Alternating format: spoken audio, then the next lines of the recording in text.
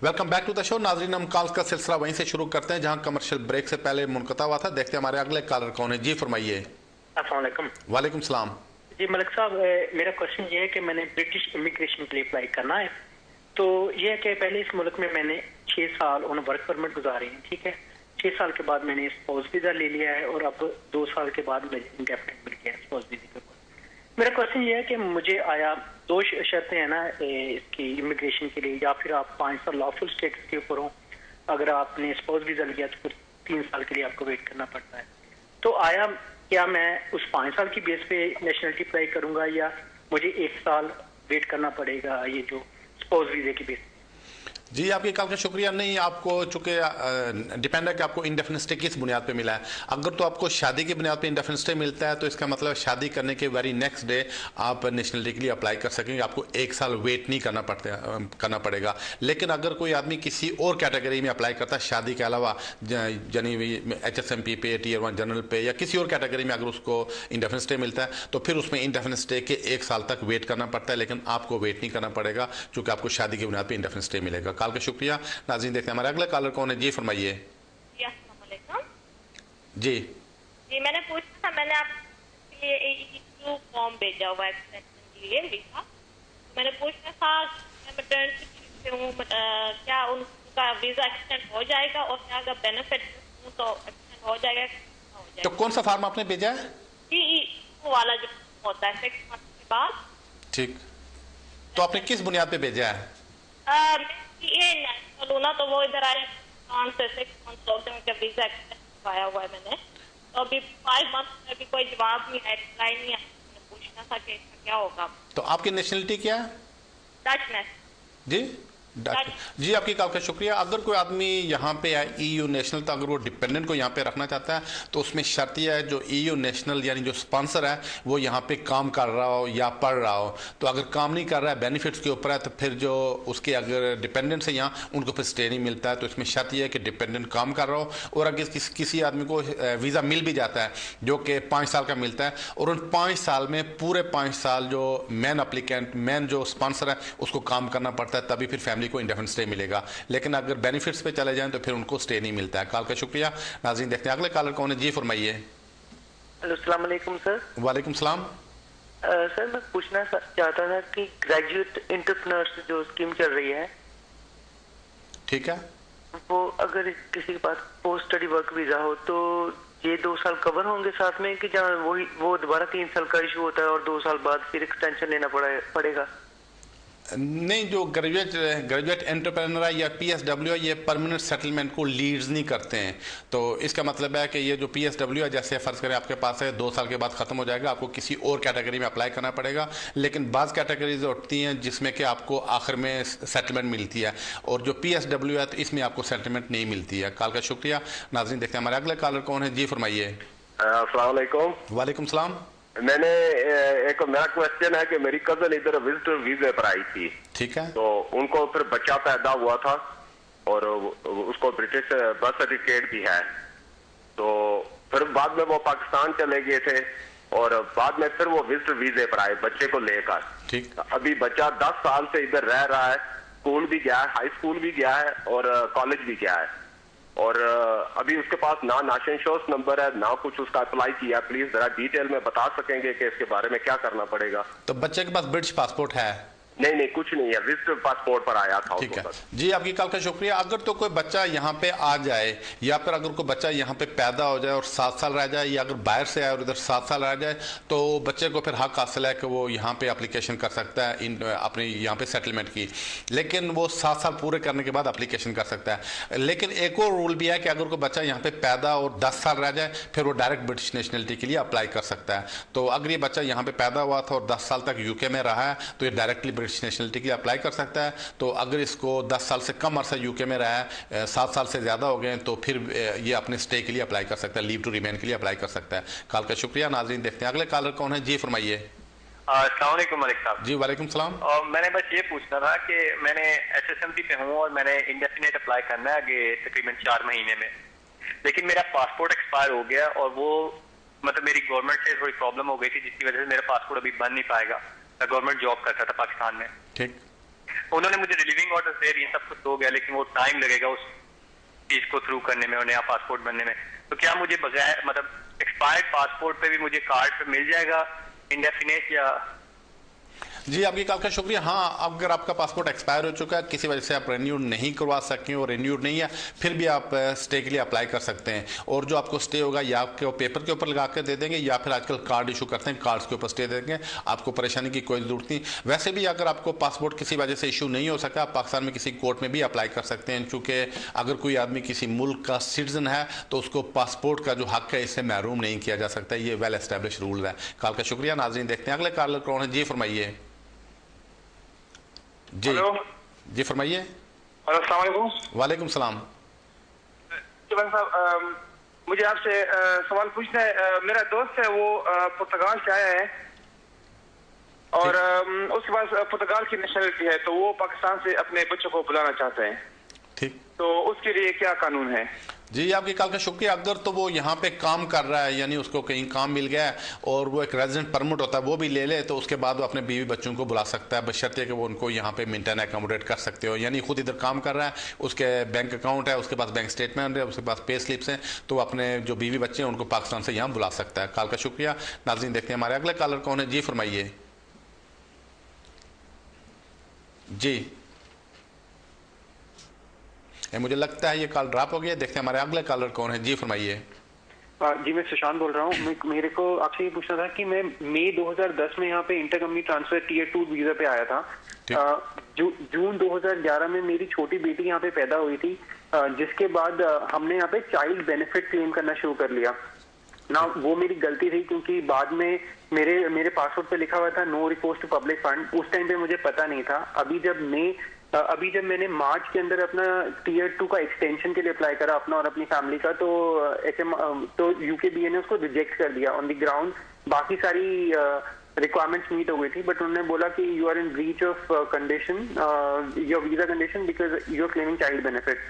उसके अगेंस्ट से मैंने अपील करी थी, क्योंकि हमने यही बताया था कि ये हमने गलती से हुआ था, जान के नहीं किया था। हमारे को पता नहीं था कि ये चाइल्ड बेनिफिट एक पब्लिक फंड है, और हमने वो सारा पैसा भी वापस कर दिया था। जितना 1600 पाउंड के आसपास था वो सारा हमने वापस कर दिया था अपनी हेयरिंग से पहले। 21 अगस्त को मेरी हेयरिंग थी।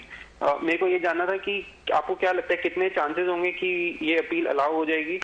जी, आपकी कॉल का शुक्रिया। असल में बेनिफिट्स आपने क्लेम नहीं करने चाहिए थे। आपके पासपोर्ट के ऊपर वो साफ लिखा हुआ था कि आप क्लेम नहीं कर सकते हैं, तो इमिग्रेशन ले आमतौर पर इसको गलती नहीं मानते हैं, कहते हैं गलती की थी और क्यों नहीं की थी, अगर की थी तो उसका खुमियाजा भुगते हैं। यही वजह आपको अब परेशानी का सामना है। अब ये इंटायरली जज के ऊपर है कि वो आपको क्या आपके हक में फैसला करता है। तो बहरहाल जो भी जज फैसला करता है, अगर आपके खिलाफ किसी वजह से करता है, तो मेरा मशवरा है कि आप इसको आगे, ये अभी जो आपकी अपील है ये फर्स्ट ट्राइब्यूनल में है। अगर यहाँ से रिफ्यूज़ हो जाती है, इसको अपर ट्राइब्यूनल में जाएगी, और वहाँ से भी अगर रिफ्यूज़ हो जाती है फिर आपका केस हाई कोर्ट में जाएगा।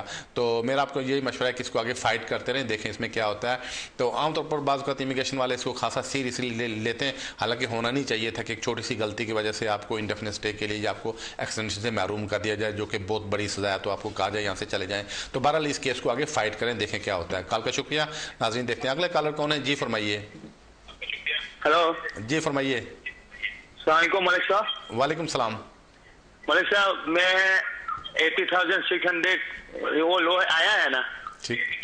तो नेक्स्ट ईयर मुझे शादी करने जाने हैं, तो मुझे ऐसा होता है कि मैं उसको स्टूडेंट वीजा पे बुला लो तो सही रहेगा, तो यहाँ उसका हो जाएगा फिर। जी, आपके कॉल का शुक्रिया। हाँ, अगर आप शादी की बुनियाद पे अप्लाई करना चाहते हैं, यहाँ से अप्लाई करें मिसेज के लिए, या बैक होम से अप्लाई करें। अभी इस वक्त जो 18,600 का ही कानून है, लेकिन ये ख़त्म हो जाएगा कुछ अरसे में, न्यू रूल्स आ जाएंगे। लेकिन जब तक नए रूल्स नहीं आते हैं उस वक्त यही 18,600 होगा। तो अगर आपकी इनकम इतनी है तो आप अपनी बीवी को बुला सकते हैं, या फिर अगर यहाँ पर वो मौजूद है किसी और कैटेगरी में लीगल तरीके से, तो आप उसको यहाँ पर रख सकते हैं। कॉल का शुक्रिया। नाज़रीन, बढ़ते हैं अगले कॉलर की तरफ। जी फरमाइए। हेलो, अस्सलाम वालेकुम। वालेकुम सलाम। कैसे? ठीक हो? प्लीज मैंने ये पूछना था कि रिश्ता हमने किया हुआ है पाकिस्तान से, तो वो लड़की इधर से मंगाए तो उसका वीजा हो सकता है? सारी उसे मंगेतर मंगा सकते हैं, हम इधर शादी करेंगे। जी आपकी कॉल का शुक्रिया। लेकिन आमतौर पर इमिग्रेशन वाले मंगेतर का वीज़ा बहुत कम देते हैं। वो ऐसी सूरत में देते हैं जहाँ के यहाँ से अगर आपका बेटा वहाँ पे गया, वहाँ पे उसकी मंगनी हो गई, दोनों एक दूसरे से मिले, मंगनी की अंगूठी आपने उसको पहनाई, या उसके पास फ़ोटो शोटो हैं, आपके पास बहुत ही ज़्यादा सॉलिड प्रूफ है, और बेटे की जो इनकम है वो 18,600 से ज़्यादा है, तो फिर आप उसको यहाँ पर मंगेतर बुला सकते हैं। लेकिन फिर भी मंगेतर का वीज़ा देखते वक्त इमिग्रेशन वाले खासे रिलेक्टेंट होते हैं, समझते हैं कहीं ऐसा तो नहीं कि आप लड़की को वैसे यूके में बुलाना चाह रहे हो। तो बहरहाल अगर ये सारी रिक्वायरमेंट्स पूरी कर रहे हैं तो उसको मंगेतर बुला सकते हैं। उसको फिर 6 महीने का वीज़ा मिलता है, 6 महीने के अंदर अंदर शादी करके फिर यहाँ से एप्लीकेशन की जा सकती है। लेकिन जैसे कि मैंने बताया कि मंगेतर के वीज़े बहुत कम मिलते हैं। अलबत्ता अगर बाकी रिक्वायरमेंट्स पूरी हो तो शादी करके बुलाएं तो उसमें ज़्यादा चांसेस होते हैं। कॉल का शुक्रिया। नाज़रीन देखते हैं अगले कॉलर कौन है। जी फरमाइए। हेलो, हाँ जी, नमस्कार जी। नमस्कार जी, मैंने अपने हस्बैंड के बारे में पूछना था। मेरे हस्बैंड को 2010 में ILR जुडिशियल रिव्यू के अंदर मिली थी, HSMP जुडिशियल रिव्यू के अंदर उनको ILR मिली थी। ठीक। तो उन्होंने अब नेचुरलाइजेशन के लिए अप्लाई करना है, तो क्या उनको लाइफ इन यूके का टेस्ट क्लियर करना जरूरी है? और सेकेंडली मैंने ये पूछना था कि ILR के बेस के ऊपर हम अपने बच्चे का ब्रिटिश पासपोर्ट अप्लाई कर सकते हैं? जी आपकी कॉल का शुक्रिया। अगर तो वो 4 साल वाले कैटेगरी में आपके हस्बैंड आए तो देखें, वो मुझे नहीं लगता कि उनको ज़रूरत है लाइफ इन यूके टेस्ट की, चूँकि वो जो उनको 5 साल पूरे नहीं करना पड़ते थे तो उनको शायद ज़रूरत नहीं पड़ेगी, चूँकि ये कानून उसके बाद बना था। तो जहाँ तक आपके बच्चे का तल्लक है, अगर तो आपका बच्चा यहाँ पे पैदा हुआ है और अब आपके हस्बैंड को यहाँ पे इंडेफिनिट स्टे मिला है तो हाँ, आप बच्चे की नेशनलिटी के लिए डायरेक्टली अप्लाई कर सकते हैं। कॉल का शुक्रिया। नाज़रीन बढ़ते हैं अगले कॉलर की तरफ। जी फरमाइए। अस्सलाम वालेकुम जी, मैं पाकिस्तान जा रही हूँ शादी करने के लिए। मुझे अपने हस्बैंड जी आपकी आवाज़ नहीं आ रही, थोड़ी ज़ोर से बोलें। अस्सलाम वालेकुम, मैंने कहा मैं पाकिस्तान जा रही हूँ शादी के लिए। अच्छा। मैंने वहाँ जाके अपने हस्बैंड के लिए फिर अप्लाई करना है, तो मुझे कौन कौन से डॉक्यूमेंट्स की जरूरत होगी साथ ले जाने के लिए? जी आपके कॉल का शुक्रिया। आप का पासपोर्ट तो आपके साथ होगा, आप अपनी 6 महीने की बैंक स्टेटमेंट, 6 महीने की जो आपकी वेजेज हैं वो, और प्रूफ ऑफ अकोमोडेशन कि आप कहाँ पे रहेंगी उनके साथ, ये 3 चीज़ें ख़ास तौर पर यहाँ पे ले जाएं। और साथ शायद ये भी पूछेंगे अगर आपका अपने हस्बैंड से कोई कम्युनिकेशन है, एक दूसरे से कोई खत किताबत करते रहें या ईमेल्स करते रहें या फ़ोन करते रहें, उसका प्रूफ भी अपने साथ ले जाएं। कॉल का शुक्रिया। नाज़रीन देखते हैं हमारे अगले कॉलर कौन है। जी फरमाइए। हेलो जी फरमाइए। मैंने अगर डेस्टिनेशन लीव है ना, मेरे को मिली थी आज 3 इयर्स पहले। मेरी डेस्टिनेशन लीव फिनिश हुई थी 18 जनवरी को। अब नेली 9 मंथ हो गए मैंने अप्लाई किया है, अभी तक मेरे को कुछ जवाब नहीं आ रहा उनका। जी आपकी कॉल का शुक्रिया। आमतौर पर 3-1 महीने में इन केसेस का फैसला हो जाता है, लेकिन पिछले दिनों होम ऑफिस ने यहाँ पे यूके बॉर्डर एजेंसी ने ऐलान किया था कि ओलंपिक्स की वजह से उनको काफ़ी उनको जो काम था वो काफ़ी बढ़ गया था।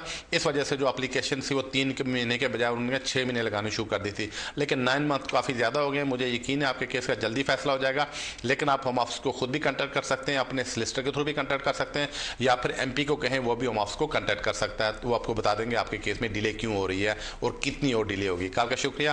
नाज़रीन देखते हैं हमारे अगले कॉलर कौन है। जी फरमाइए। जी फरमाइए। मेरा ब्रदर है, वो ब्रिटिश नेशनल है और काम भी कर रहा है। जी मेरा भाई है, हाँ, वो ब्रिटिश नेशनल है यहाँ पर। ठीक है। और काम भी कर रहा है, और उसकी वाइफ और 2 बच्चे आए हैं, अभी साल होने वाला है। ठीक। 2 साल का वीजा परमानेंट। ठीक। तो वो टेस्ट क्रेडिट के लिए काम अप्लाई कर सकते हैं या बच्चों पर असर तो नहीं पड़ेगा? जी आपकी कॉल का शुक्रिया। हाँ, असर पड़ेगा, चूंकि जब आदमी इंडेफिनिट स्टे के लिए अप्लाई करता है तो उनकी जब मिसेज अप्लाई करेंगे उस वक्त पूछेंगे कि आपके या आपके हस्बैंड ने कहीं कोई बेनिफिट्स लिए हैं या नहीं लिए हैं। तो अगर उन्होंने बेनिफिट्स लिए हैं तो इसका मतलब है वो अपने आप को और बच्चों को खर्चा नहीं उठा सकते हैं, तो इसका मतलब अगर उनको स्टे मिलेगा तो वो गवर्नमेंट से खर्चा लेंगे। तो ऐसी सिचुएशन में इमिग्रेशन वाले केस रिफ्यूज़ कर देते हैं। तो मेरा आपको ये मशवरा है कि किसी किस्म के कोई बेनिफिट्स ना लें जब तक कि उनको इंडेफिनिट स्टे ना मिल जाए। कॉल का शुक्रिया। नाज़रीन देखते हैं अगले कॉलर कौन है। जी फरमाइए। हेलो जी। अस्सलाम वालेकुम सलाम। मलिक साहब से ये पूछना है, 10 ईयर की कैटेगरी में स्टूडेंट वीजा PSW और HSMP काउंट होगा 10 ईयर के रूल में? जी आपकी कॉल का शुक्रिया। हाँ, जो 10 ईयर रूल है इसमें जो HSMP का पीरियड है वो भी काउंट होता है, जो PSW का है वो भी काउंट होता है। अलग अगर अपनी कैटेगरी में कोई PSW अप्लाई करे उसमें काउंट नहीं होता है। जैसे कोई आदमी 2 साल 3 साल अगर कोई आदमी रहा 2 साल रहा पोस्ट स्टडी वर्क पे और उसके बाद 3 साल अगर उसने Tier 1 जनरल पे रहा तो वो काउंट नहीं होगा, चूँकि वो उसमें नहीं हो सकता, उसमें काउंट नहीं हो सकता, ये चूँकि लीडिंग टू सेटलमेंट नहीं है। लेकिन अगर कोई आदमी 10 साल की बुनियाद पर करे उसमें जो पीरियड PSW का वो उसमें काउंट हो जाता है। कॉल का शुक्रिया। नाज़रीन देखते हैं हमारे अगले कॉलर कौन है। जी फरमाइए। अस्सलाम वालेकुम मलिक भाई। वालेकुम सलाम जी, फरमाइए। मैंने फरवरी में मेरी इंडेफिनिट वीजा के लिए एप्लीकेशन भेजा था। अच्छा। जो उसके बाद उन लोगों ने मेरे को मई महीने में इंटरव्यू निकला था मेरा, तो मैं और मेरी वाइफ ने इंटरव्यू दिया था। अभी तक उन लोगों ने, मई के बाद आज सितंबर हुआ, अभी तक उन लोगों ने कुछ भेजा नहीं है। ठीक है जी, आपकी कॉल का शुक्रिया। असल में इंटरव्यू आमतौर पर करते नहीं है कोई, आप समझे को हजारों में एक करते हैं, वो भी वहाँ करते हैं जहाँ कोई उनको शक गुजरे कि आपकी शादी जेन्युइन नहीं है या कोई प्रॉब्लम है या किट्ठे नहीं रह रहे। तो बहरहाल अगर उन्होंने इंटरव्यू कर लिया था और इंटरव्यू ठीक हुआ है तो आपका स्टे मिल जाना चाहिए था। आप उनको कंटेक्ट करें, वकील के थ्रू कंटेक्ट करें या फिर MP के थ्रू भी होम ऑफिस को कंटेक्ट कर सकते हैं। कॉल का शुक्रिया। नाज़रीन देखते हैं हमारे अगला कॉलर कौन है। जी फरमाइए। वालेकुम सलाम।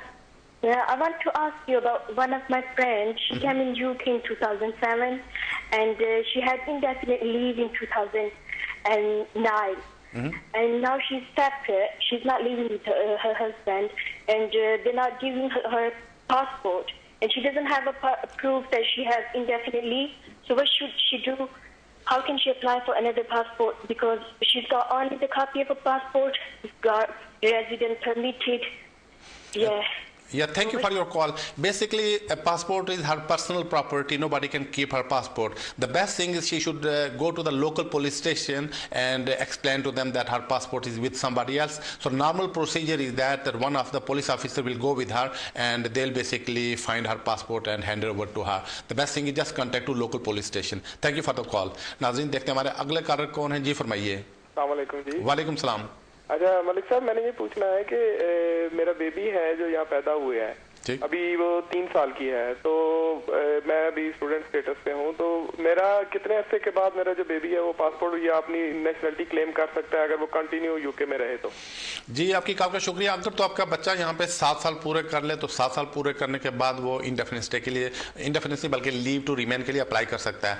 तो अगर कोई बच्चा यहाँ पे पैदा और 10 साल रह जाए तो फिर वो डायरेक्ट ब्रिटिश नेशनलिटी के लिए अप्लाई कर सकता है। तो आप देख लें, अगर 3 साल हुए इसका मतलब 4 साल और हैं। 4 साल के बाद आपके जो बेटी है वो अप्लाई कर सकेगी लीव टू रिमेन के लिए, और अगर उसको 10 साल पूरे हो जाते हैं फिर वो डायरेक्ट ब्रिटिश नेशनलिटी के लिए अप्लाई कर सकेगी। कॉल का शुक्रिया। नाज़रीन देखते हैं हमारे अगले कॉलर कौन है। जी फरमाइए। जी हेलो। जी फरमाइए। नहीं सर, आपसे ये बात करनी थी कि अगले साल इंडेफिनेट है और उसके लिए मुझे 5 साल की। आपका कौन सा वीजा है? दूसरा मुझसे बात करें, टीवी ना देखें। अच्छा है, मेरे पास इस समय Tier 1 जनरल है जो अगले साल मुझे इंडेफिनेट के लिए अप्लाई करना है। आपसे ये पूछना था कि मुझे P45 लगाना है 5 सालों का या 1 साल की सैलरी स्लिप चलेगी?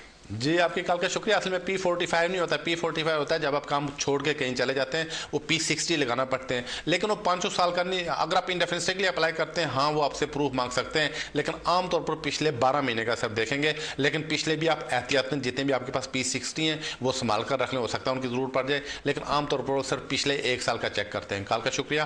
नाज़रीन देखते हैं अगला कॉलर कौन है। जी फरमाइए।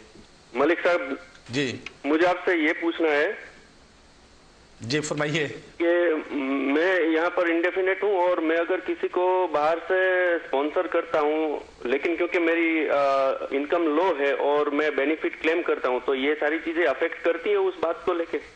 जी हाँ, आपकी कॉल का शुक्रिया। ये इफेक्ट करती हैं, चूँकि अगर आप किसी को स्पॉन्सर करते हैं, इसका मतलब आप किसी को UK में बुलाना चाहते हैं, तो अगर आप बेनिफिट्स के ऊपर हैं, फिर इमिग्रेशन वाले ये कहते हैं कि जी आप अपना खर्चा पूरा नहीं कर सकते हैं, इसी वजह से आप गवर्नमेंट से मदद ले रहे हैं। अगर आप अपने खर्चे के लिए गवर्नमेंट से मदद ले रहे हैं तो बाहर वाले आदमी को आप अफोर्ड नहीं कर सकेंगे, इस बुनियाद पर वीज़ा नहीं देते हैं। तो अगर आप के बैंक बैलेंस अच्छा और अपने आप को काम कर रहे हैं और अपने आप को मेंटेन अकोमोडेट कर सकते हैं without recourse to the public fund, यानी गवर्नमेंट से पैसे लिए बगैर, तो फिर आप किसी रिश्तेदार वगैरह को अगर स्पॉन्सर करना चाहें तो कर सकते हैं। कॉल का शुक्रिया। नाज़रीन देखते हैं अगले कॉलर कौन है। जी फरमाइए। जी फरमाइए। वालेकुम सलाम। मलिक साहब, मेरा सवाल ये है कि मैं स्टूडेंट वीजे पे आया था और मुझे ओवर हो गई है मेरी स्टे, ठीक है, तो मैं ये पूछना चाह रहा हूँ कि अभी दोबारा अगर मैं अप्लाई करता हूँ तो मुझे क्या क्या शो करना पड़ेगा? जी आपकी कॉल का शुक्रिया। अगर आप दोबारा स्टूडेंट वीज़ा आगे एक्सटेंड करवाना चाहें उसके लिए एक तो है कि मेंटेनेंस आपके बैंक में होना चाहिए 28 दिन से ज़्यादा। तो अगर आप कंटिन्यूसली पढ़ रहे हैं तो फिर तकरीबन 2000 ये मेंटेनेंस है, और प्लस जो आपकी आउटस्टैंडिंग फ़ी है वो भी आपके बैंक में 28 दिन से ज़्यादा हो। तो आपके पास कैश लेटर होना चाहिए और आपने IELTS या B2 किया हो। तो अगर ये सारी चीज़ें आपके पास हैं तो आपको आगे एक्सटेंशन मिल जाएगी। लेकिन एक बात ध्यान में रखें कि अगर पहले आपको काम की परमिशन थी तो अभी अगर आप किसी कॉलेज में एडमिशन लेते हैं, यूनिवर्सिटी में नहीं लेते हैं या पब्लिक फंडेड में नहीं लेते हैं, फिर आपको काम की परमिशन नहीं रहेगी। क्योंकि पिछले साल एक रूल्स चेंज हो गए थे, अब सिर्फ उन लोगों को काम की परमिशन है जो कि किसी यूनिवर्सिटी में या पब्लिक फंडेड कॉलेज में पढ़ रहे हो। कॉल का शुक्रिया। नाज़रीन देखते हैं अगले कॉलर कौन है। जी फरमाइए। जी मुझे लगता है ये कॉल ड्रॉप हो गया। देखते हैं हमारे अगले कॉलर कौन है। जी फरमाइए। हेलो सत श्री अकाल जी। सत श्री अकाल जनाब, मैं ना 2004 से आया ਸੀ ਇੱਥੇ। ठीक है। ਤੇ ਮੈਨੂੰ ਆਏ ਨੂੰ 8 ਸਾਲ ਤਕਰੀਬਨ ਹੋ ਚਲੇ ਜੀ। ठीक। ਮੇਰੇ ਕੋਈ ਫਿੰਗਰਪ੍ਰਿੰਟ ਨਹੀਂ ਹੋਏ।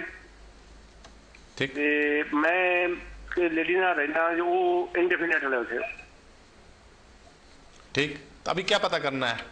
पता ये करना कि मैं किस स्पेस से कोई पक्का हो सकता है या अप्लाई कर सकता। ठीक है जी आपकी कॉल का शुक्रिया। असल में गलती आपसे ये हुई, जब आप 2004 में आए थे उस वक्त अगर कोई अप्लाई कर देते तो मुझे यकीन है बहुत पहले आपका स्टे मिल गया होता आपको।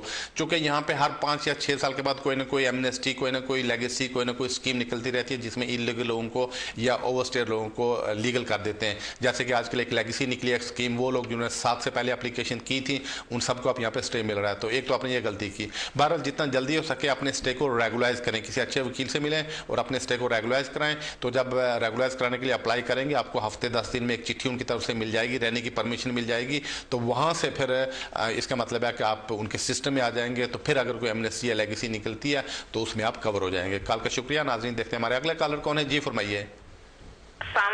वालेकुम सलाम। अंकल मैंने पूछना था, मेरे हस्बैंड का जो वीजा है ना ये 2013 में फिनिश हो रहा है, 2 साल का वो शादी करके आए थे। तो मैं ये पूछना चाहती हूँ कि कितनी देर पहले हमें डेफिनेट स्टे के लिए अप्लाई करना है। जी आपकी कॉल का शुक्रिया। असल में उनको या तो 2 साल का 24 महीने का वीज़ा मिला है या तो उनको 27 मंथ का वीज़ा मिला है। तो जो ही उनको 2 साल पूरे होने लगे, यानी 2 साल ख़त्म होने से 1 महीना पहले भी आप उनके इंडेफिनिट स्टे के लिए अप्लाई कर सकेंगे। लेकिन उनको कहें कि अगर उन्हें इंग्लिश का टेस्ट पास नहीं किया, लाइफ इन यू का टेस्ट, वो अभी से या तो लाइफ इन यू का टेस्ट पास कर लें या फिर जो कोर्स है ESOL फॉर सिटीजनशिप वो कर लें। तो 1 महीना पहले आप अप्लीकेशन कर सकते हैं। कॉल का शुक्रिया। नाज़रीन देखते हैं हमारे अगले कॉलर कौन है। जी फरमाइए। जी। वालेकुम सलाम जी। आपसे मेरी 2 क्वेश्चन थी कि मैं इस वक्त टायर 1 जनरल है मेरे पास, अगले साल मैंने इंडेफिनिट लीव पे अप्लाई करना है। पहला सवाल तो मेरा ये है कि मेरे लाइसेंस पे, ड्राइविंग लाइसेंस पे 620 पॉइंट्स हैं, इसका क्या इफेक्ट होगा? और दूसरा ये क्वेश्चन है कि पिछले साल जब मैंने एक्सटेंशन के लिए अप्लाई किया था तो मैंने रिक्वायर्ड बैंड से ज्यादा इनकम शो करती थी, तो अब मुझे उतनी इनकम शो करनी पड़ेगी कि मैं लेस अगर शो करता हूं तो मैं काम चल जाएगा? जी आपके कॉल का शुक्रिया। पहली बात यह कि अगर आपको पॉइंट्स मिलें तो आप डिक्लेयर कर दें कि आपको पॉइंट्स मिले थे, लेकिन आपकी एप्लीकेशन के पर कोई असर नहीं पड़ेगा। पॉइंट्स का नहीं पड़ता, लेकिन नेशनलिटी जब अप्लाई करेंगे उसके ऊपर असर पड़ेगा। दूसरी बात यह कि उनकी जो मिनिमम रिक्वायरमेंट्स है वो आप पूरे कर रहे हो। जैसे कि अगर पिछले साल आपकी इनकम 2 मिलियन थी तो अभी वो नहीं है, आपकी अभी वही इनकम है जो उनके रिक्वायरमेंट्स में है। जैसे कि 35,000 है तो वही 35,000 ही चलेगी, वो नहीं कहेंगे आपकी इनकम कम क्यों हुई है, क्योंकि सभी को पता है यहाँ पे रिसेशन है। लेकिन जो मिनिमम उनकी रिक्वायरमेंट है वो आपने पूरी करनी है। कॉल का शुक्रिया। नाज़रीन बढ़ते हैं अगले कॉलर की तरफ, जो मेरे ख्याल में इस प्रोग्राम के आखिरी कॉलर होंगे। जी फरमाइए। जी हेलो फरमाइए। नमस्ते डॉक्टर मलिक जी। मेरी मम्मी मैं यहाँ पे आई है यूके में ना 6 मंथ के वीजे के ऊपर। ठीक। तो उनका वीजा सेंड करने के लिए कौन से डॉक्यूमेंट्स की जरूरत पड़ेगी? तो आपके डैडी कहाँ पे हैं? मम्मी। डैडी कहाँ पे? डैडी मेरे डैड पूरे हो गए हैं, डैड नहीं है। तो मम्मी की एज कितनी है? 64। ठीक है जी आपकी कॉल का शुक्रिया। ज़्यादा बेहतर आप किसी वकील से मशवरा कर लें, चूँकि एक्सटेंशन आमतौर पर 6 महीने से ज़्यादा विजिटर तो यहाँ से नहीं देते हैं, चूँकि वो कहते हैं आपका विजिटर वीज़ा था, आपने विजिट कर लिया। लेकिन अगर उनकी एज 65 से ज़्यादा हो जाती है और आपको अपने कंट्री में कोई आदमी नहीं उनकी लुक आफ्टर करने को, और वो फाइनेंशियली हर लिहाज से आप पे डिपेंड करती हैं और आपको इनको यहाँ पे मेंटेन अकोमोडेट कर सकती हैं, तो आपकी उनकी सेटलमेंट के लिए भी अप्लाई कर सकती हैं। लेकिन ज़्यादा बेहतर है किसी वकील से आप मशवरा कर लें। आपकी कॉल का शुक्रिया। नाज़रीन आज की जो मुलाकात थी बस इतनी थी। 1 घंटे के वक्त बड़ी तेज़ी के साथ गुजर गया, हज़ारों की तादाद में कॉलें आई। मैं भी जितनी ज़्यादा कॉल ले सकता था, लेकिन फिर मुझे एहसास है कि शायद आपकी कॉल काफ़ी सारे हज़ारों की तादाद में होंगे जिनकी कॉल नहीं मिल सकी होंगी। तो बिल्कुल अगले सैटरडे की इवनिंग को 6 बजे मैं यहीं हूँगा। उस वक्त तक मुझे इजाज़त दीजिए। रब रखा।